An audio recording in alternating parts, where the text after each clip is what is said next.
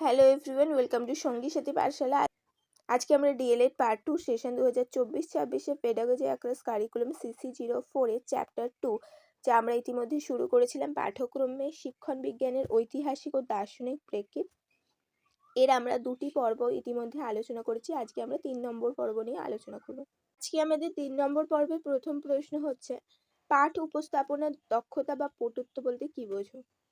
শ্রেণীকক্ষে পাঠদান শুরু করার প্রাথমিক স্তর হলো পাঠ উপস্থাপন, অর্থাৎ শিক্ষক যে বিষয়টি বা পাঠটি পড়াবে সেই প্রসঙ্গ উপস্থাপন করবেন। এক্ষেত্রে বিশেষ দক্ষতার প্রয়োজন, কারণ শুরুতে সাধারণত শিক্ষার্থীরা অমনোযোগী থাকে। তাদের সামনে হঠাৎ পাঠদান শুরু করলে প্রাথমিক অবস্থায় তা কার্যকরী নাও হতে পারে। তাই শিক্ষার্থীদের সঙ্গে পাঠদানের উপযুক্ত পরিবেশ তৈরি করতে হয়।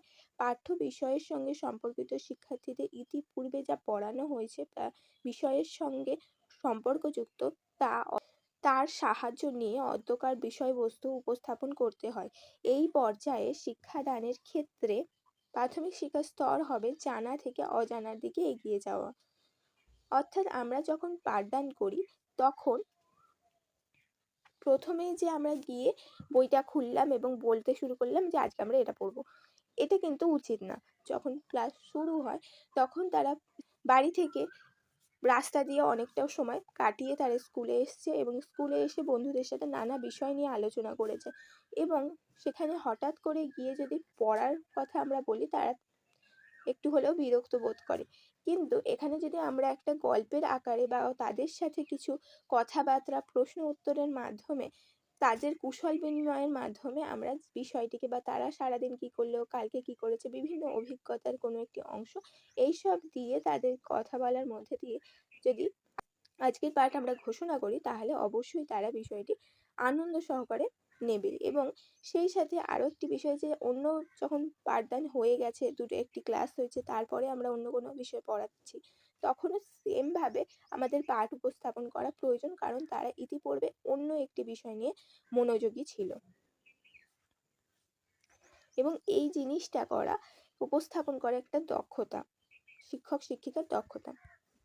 নেক্সট হচ্ছে, পাঠ উপস্থাপন দক্ষতার সহায়ক কিছু উপকরণ উল্লেখ সহ ব্যাখ্যা করো।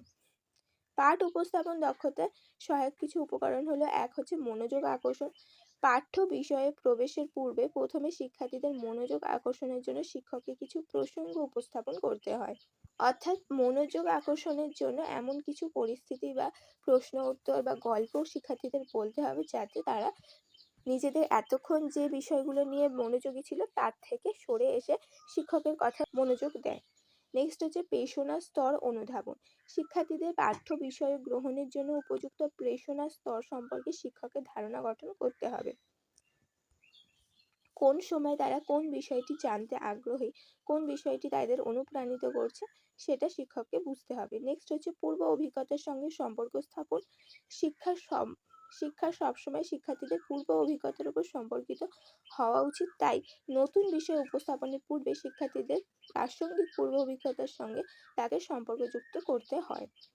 যে বিগত দিন আমরা কি পড়েছি বা তাদের জীবনের কোনো একটি ঘটনা বা পরিস্থিতিতে থেকে তারা কি অভিজ্ঞতা অর্জন করছে, সেই ধরনের পরিস্থিতি বা সেই ধরনের আলোচনা করতে হবে। তারপরে তার মধ্যে দিয়ে নতুন পাঠ উপস্থাপন করতে হবে। নেক্সট হচ্ছে প্রধান বক্তব্য চিহ্নিতকরণ। ধীরে ধীরে শিক্ষার্থীদের পাঠে মনোযোগী করে তোলার পর মূল বিষয়ের অবতারণা করতে হবে। ধীরে ধীরে যখন তারা আয়োজন স্তরে পৌঁছে গেছে, তখন আমরা তারপরে মূল পাঠ তাদের সামনে উপস্থাপন করব। নেক্সট হচ্ছে পাঠ সহায়ক উপকরণের ব্যবহার। পাঠ আকর্ষণীয় করে তোলার জন্য সাধারণ শিক্ষা উপকরণ চক, ব্ল্যাকবোর্ড, নির্দেশক দণ্ড, ডাস্টার এসবের সাথে পাঠ্য বিষয়ের সঙ্গে উপযুক্ত শিক্ষা উপকরণ ছবি, ছক, চার্ট, মানচিত্র ইত্যাদি ব্যবহার করতে হবে, যাতে বিষয়টি তাদের কাছে আরো আকর্ষণীয় এবং বোঝার মতো হয়ে ওঠে।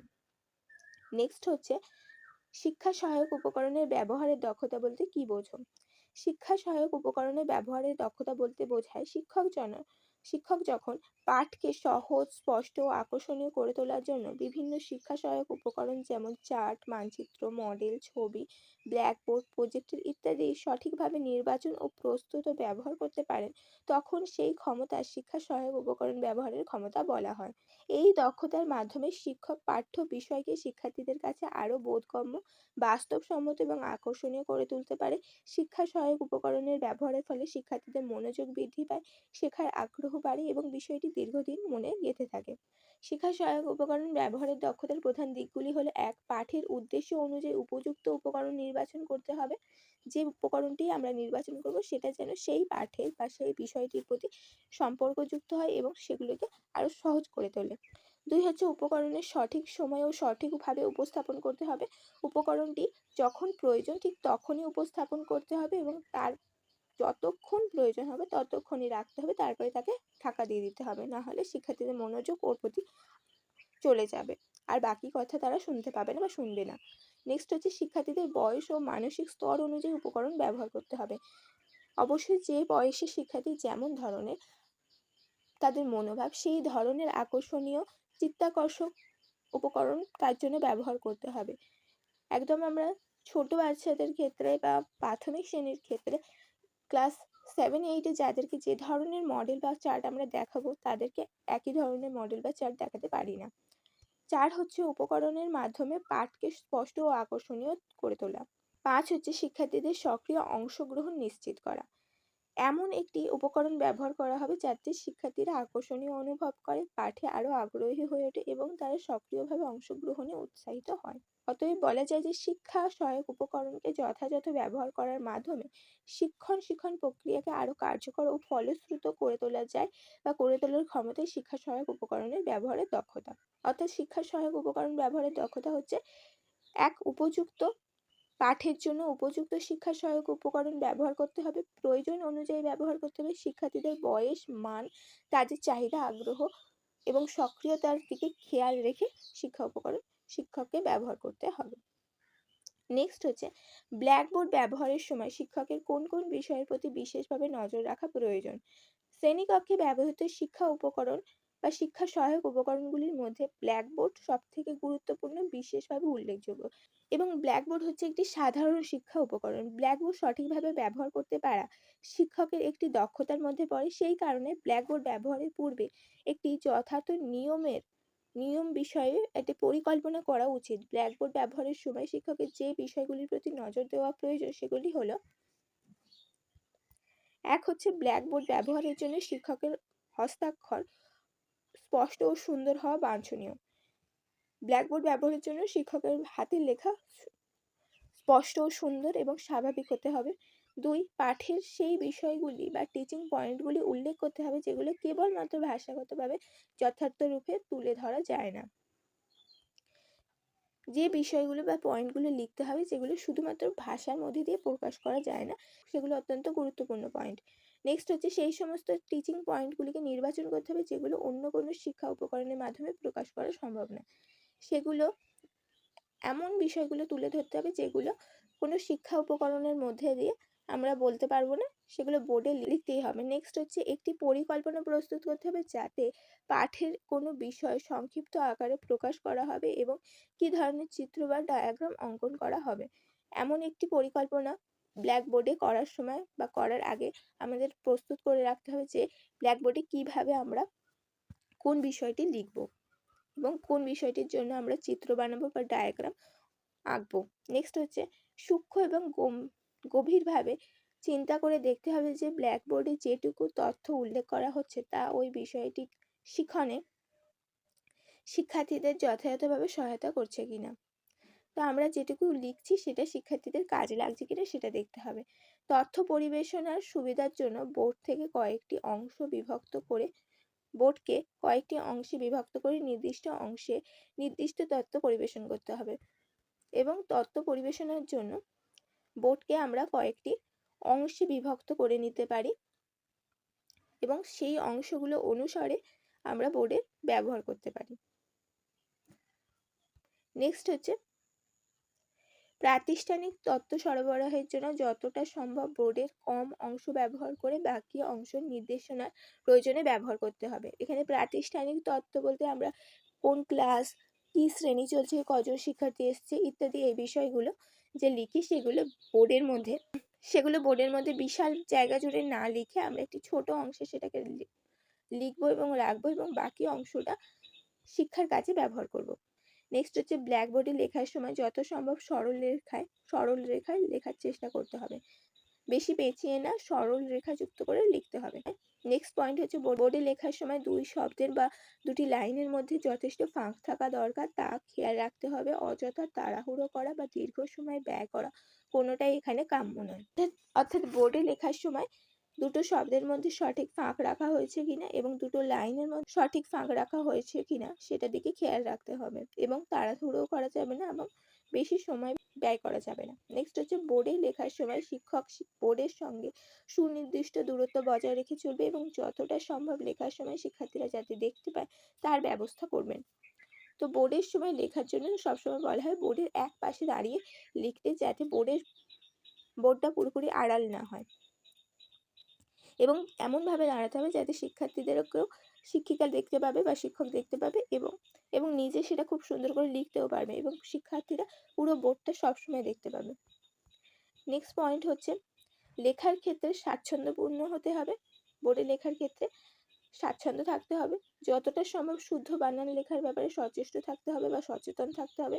বোর্ডে যখন লিখছে তখন অবশ্যই শুদ্ধ বানান, যে বানানটা সঠিক সেটা আগে থেকেই খেয়াল রাখতে হবে। প্রত্যেকটি অক্ষরের আকার এমন হবে যাতে শ্রেণীকক্ষের সমস্ত শিক্ষার্থীরা সঠিকভাবে পর্যবেক্ষণ করতে পারে। বোর্ডে লেখার সময় এমন অক্ষর বা এমন মাপের লিখতে হবে যাতে লাস্ট বেঞ্চে যে বসে আছে সে পর্যন্ত ভালো করে দেখতে পায়। নেক্সট হচ্ছে জ্যামিতিক চিত্র অঙ্কনের ক্ষেত্রে কাটা, কম্পাস, স্কেল এবং অন্যান্য উপকরণ অবশ্যই ব্যবহার করতে হবে। ডাস্টারের যথার্থ ব্যবহার করতে হবে। নেক্সট হচ্ছে যে চক দিয়ে বোর্ডে লিখতে হবে তা যেন মধ্যম মানের হয়, অর্থাৎ খুব শক্ত বা নরম না হয়। বোর্ডে চক দিয়ে লেখার সময় এমন কোনো শব্দ হবে না যা শিক্ষার্থীদের মনোযোগে ব্যাঘাত ঘটায়। তো সেই জন্য চককে সবসময় ভেঙে ছোট করে মাঝারি আকারে লেখা হয়। নেক্সট হচ্ছে পাঠদানের সময় যে সমস্ত শিক্ষার্থী উত্তর দেবে তার উত্তর বা তার উল্লেখযোগ্য উত্তরগুলো বোর্ডের অংশ হিসেবে লিখে দিলে ভালো হয়। এই বিষয়ে একদিকে যেমন শিক্ষার্থীদের আত্মপ্রকাশের চাহিদাকে পরিতৃপ্ত করে, অন্যদিকে অন্য শিক্ষার্থীরাও উত্তর দিলে উৎসাহিত হয় যে তাদের বলা উত্তরগুলো শিক্ষিকা বোর্ডে লিখবে। এবং লাস্ট প্রশ্ন হচ্ছে পাঠ সমাপ্তিকরণের দক্ষতা বলতে কি বোঝো? পাঠদান শুরু হয় আয়োজনের মধ্যে দিয়ে আর পাঠদানের পরিসমাপ্তি ঘটে সমাপ্তিকরণ দক্ষতার মধ্যে দিয়ে। নির্দিষ্ট সময়ের প্রতি নজর রেখে শিক্ষক শিক্ষিকা পাঠে অগ্রসর হন এবং অন্তিম পর্যায়ে তারা আনুষ্ঠানিক পরিসমাপ্তি ঘটান। ফলে পাঠ সমাপ্তিকরণের দক্ষতা বলতে বোঝায় পাঠের শেষে শিক্ষক এমন একটি পাঠ শেষ করে যাতে পুরো পাঠের মূল বিষয়গুলি সংক্ষিপ্ত পুনরালোচনা হয় এবং শিক্ষার্থীরা বিষয়টি স্পষ্টভাবে বুঝতে পারে। পাঠের শেষ অংশে শিক্ষক শিক্ষার্থীদের মনে গুরুত্বপূর্ণ ধারণাগুলি স্থায়ী করার জন্য সারাংশ তুলে ধরেন, প্রশ্ন করেন এবং ছোট কোনো কার্যক্রম করান। অর্থাৎ পাঠ সমাপ্তিকরণ হচ্ছে একটা সময় আমরা আয়োজন করলাম এবং তারপরে উপস্থাপন হলো, পুরো পাঠটি আমরা শিক্ষার্থীদের সামনে তুলে ধরলাম এবং শেষে পরিসমাপ্তি ঘটানোর সময় তারা বিষয়টি বুঝতে পেরেছে কিনা সেই বিষয়টি জানা যায়। এই দক্ষতার মাধ্যমে শিক্ষার্থীরা পাঠের মূল ধারণা পুনরায় স্মরণ করতে পারে এবং তাদের শেখা বিষয়টি আরো সুসংগঠিত হয়। ফলে শিক্ষণ প্রক্রিয়া আরো কার্যকর হয়। তো এর ফলে আমরা আজকে কি শিখলাম সেটা শিক্ষক আরেকবার তুলে ধরে, শিক্ষার্থীরাও বুঝতে পারে যে আজকের পাঠের মধ্যে দিয়ে আমরা কি শিখলাম। পাঠ সমাপ্তিকরণ দক্ষতার প্রধান দিকগুলি হলো: 1. পাঠের প্রতি মূল বিষয়গুলির সংক্ষিপ্ত সারাংশ তুলে ধরা। 2. শিক্ষার্থীদের প্রশ্নের মাধ্যমে শেখার বিষয় যাচাই করা। 3. গুরুত্বপূর্ণ ধারণাগুলি আবার মনে করিয়ে দেওয়া। 4. হচ্ছে শিক্ষার্থীদের অংশগ্রহণের সুযোগ তৈরি করা। 5. হচ্ছে পরবর্তী পাঠের সঙ্গে সংযোগ স্থাপন করা, যে কালকে বা পরের দিন আমরা কি বিষয় নিয়ে আলোচনা করব সেটারও একটা সারসংক্ষেপ বা ছোট করে বলে দেওয়া। অতএব বলা যায় পাঠের শেষে মূল বিষয়গুলি পুনরালোচনা করে শিক্ষার্থীদের শেখা বিষয়কে সুস্পষ্ট করে তোলা যে ক্ষমতা, তাকে পাঠ সমাপ্তিকরণের দক্ষতা বলা হয়। অর্থাৎ আজকে আমরা যা শিখলাম সেটার একটা ছোট বিষয়টি তুলে ধরে পাঠ সমাপ্তিকরণের দক্ষতা সেটাকেই বোঝানো হচ্ছে। এই ছিল আজকে আমাদের গুরুত্বপূর্ণ বেশ কিছু প্রশ্ন। অবশ্যই এর আগের পর্বগুলো চ্যানেলে ভিজিট করে দেখে নিও।